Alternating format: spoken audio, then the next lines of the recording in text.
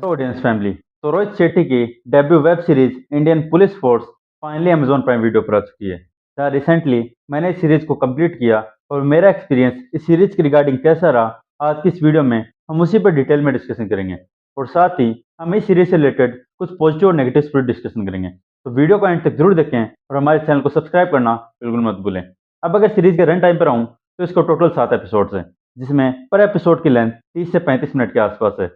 जहाँ पे अगर आप पूरी सीरीज का टोटल टाइम कैलकुलेट करोगे तो वो लगभग 3 से 3.5 घंटे के आसपास बैठेगा, जो आई थिंक एक लंबी मूवी जैसा ही था। और मूवी का स्क्रीन प्ले भी एक मूवी के टाइप में चलता है। तो ये सीरीज आपको बोर तो कहीं भी नहीं करने वाली। अब अगर इसकी स्टोरी पर बात करें तो मैं बता रहा हूँ, इसकी स्टोरी में आपको कुछ नया देखने को नहीं मिलेगा। जहाँ पर इसमें बेसिकली वही स्टोरी होती है जिसमें कोई टेररिस्ट किसी सिटी पर अटैक कर रहा होता है, जिसे रोकने के लिए कुछ कोप्स उस टेररिस्ट के पीछे जाते हैं और लास्ट तक पकड़ देते हैं या मार भी देते हैं। अब आप ऐसी स्टोरी कितनी मूवीज में देख चुके हो, और ऐसी स्टोरी तो हम सीआईडी के भी मल्टीपल एपिसोड्स में देख चुके हैं। तो इसमें ऐसा क्या ही नया था, ये मेरी समझ से तो बाहर है। जहाँ अगर स्टोरी में अगर कोई इंटेंसिटी और डेप्थ होती फिर भी हम इस सीरीज को डिफेंड कर सकते थे, लेकिन इतनी डल स्टोरी लाइन के साथ इस स्टोरी का चलना मुझे थोड़ा मुश्किल लग रहा है।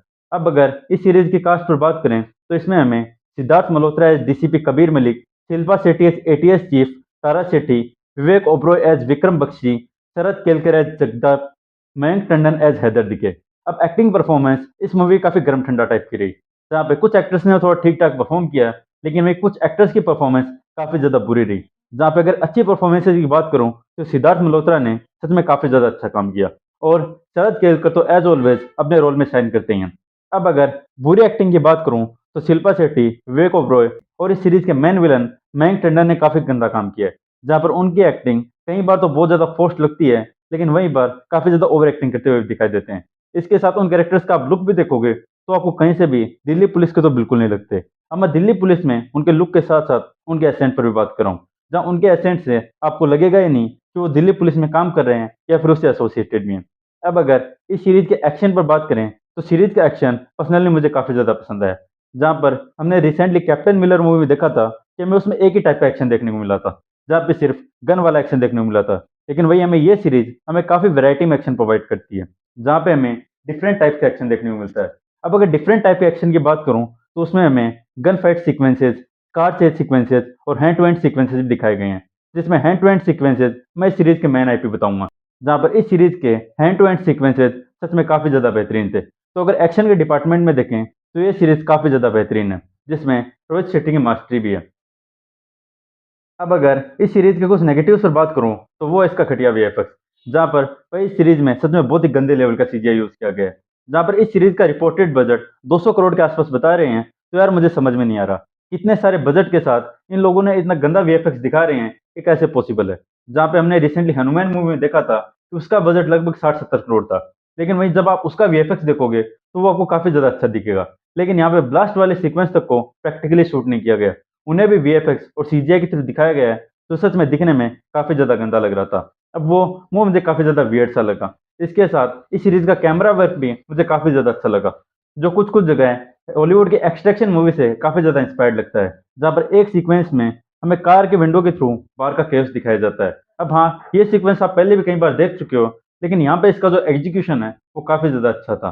लेकिन मैं इस सीरीज को कहीं से भी एक्सट्रैक्शन मूवी से तो बिल्कुल कंपेयर नहीं करना चाहता, क्योंकि उस मूवी का लेवल इससे काफी ज्यादा ऊपर था।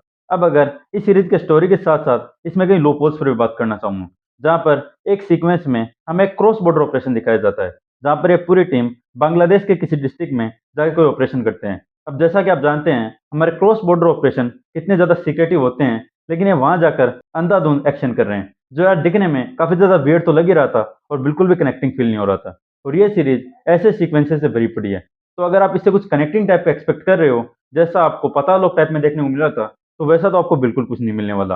अब इसी के साथ इस सीरीज में आपको कई सीक्वेंसेस काफी ज्यादा फोर्स्ड भी फील होंगे, जहाँ पर हमें हर कैरेक्टर की बैक स्टोरी को दिखाया जाता है। अब वो कैरेक्टर डेवलपमेंट के पर्सपेक्टिव से देखें तो वो अच्छा लगता है, लेकिन जब वो फोर्स्ड लगने लगता है और उसका एग्जीक्यूशन खराब होता है तो वो काफी ज्यादा गंदा सा फील होने लगता है, जिसका मुझे लगता नहीं था कि इतना लंबा खींचने की कोई जरूरत भी थी। तो यार अब अगर ओवरऑल इस सीरीज पर बात करूं तो अगर आप ज्यादा वेब सीरीज वगैरह नहीं देखते तो आप इसे एक बार एक्सप्लोर कर सकते हो और शायद ये आपको अच्छी लग भी जाए। बाकी मुझे तो ये सीरीज उतनी ज़्यादा कुछ पसंद नहीं आई। हाँ, कुछ पॉइंट्स अच्छे हैं, लेकिन कुछ पॉइंट्स में इम्प्रूवमेंट हो सकता था। बाकी अगर आपने सीरीज देख ली तो आपको कैसी लगी कमेंट सेक्शन में बताएं। अगर ये वीडियो पसंद आई हो तो वीडियो को लाइक और शेयर करें और ऐसी वीडियोस के लिए subscribe audience news channel. Thank you. Have a nice day.